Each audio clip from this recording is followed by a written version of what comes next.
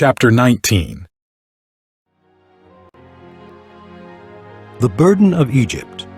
Behold, the Lord rideth upon a swift cloud, and shall come into Egypt, and the idols of Egypt shall be moved at his presence, and the heart of Egypt shall melt in the midst of it. And I will set the Egyptians against the Egyptians, and they shall fight every one against his brother, and every one against his neighbor, city against city, and kingdom against kingdom.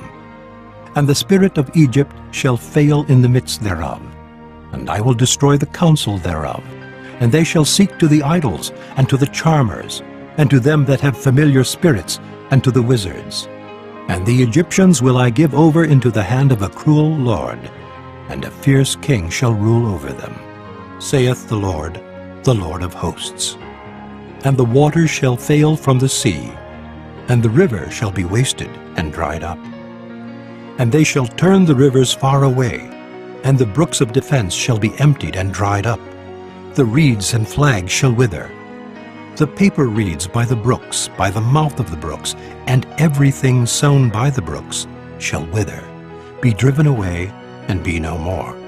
The fishers also shall mourn, and all they that cast angle into the brooks shall lament, and they that spread nets upon the waters shall languish. Moreover, they that work in fine flax, and they that weave networks, shall be confounded. And they shall be broken in the purposes thereof, all that make sluices and ponds for fish. Surely the princes of Zoan are fools, the counsel of the wise counselors of Pharaoh is become brutish. How say ye unto Pharaoh, I am the son of the wise, the son of ancient kings? Where are they? Where are thy wise men? And let them tell thee now, and let them know what the Lord of hosts hath purposed upon Egypt. The princes of Zoan are become fools.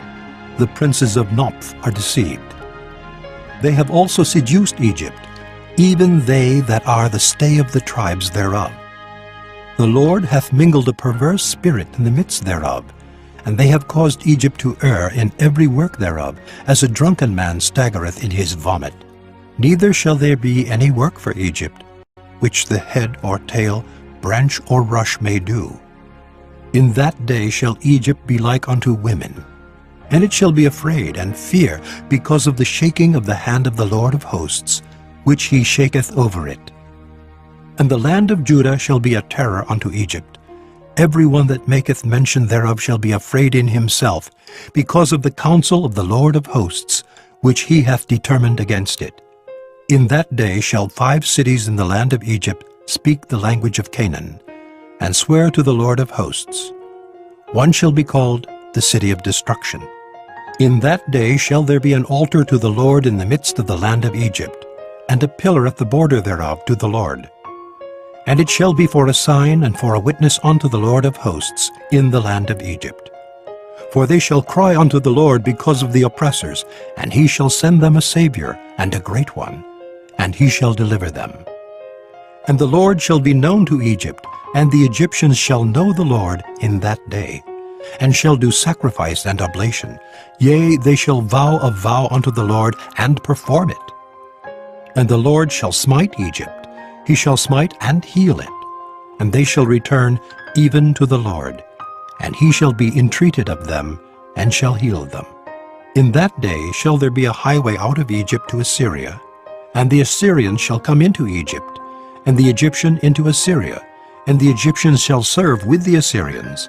In that day shall Israel be the third with Egypt and with Assyria, even a blessing in the midst of the land, whom the Lord of hosts shall bless, saying, Blessed be Egypt my people, and Assyria the work of my hands, and Israel mine inheritance.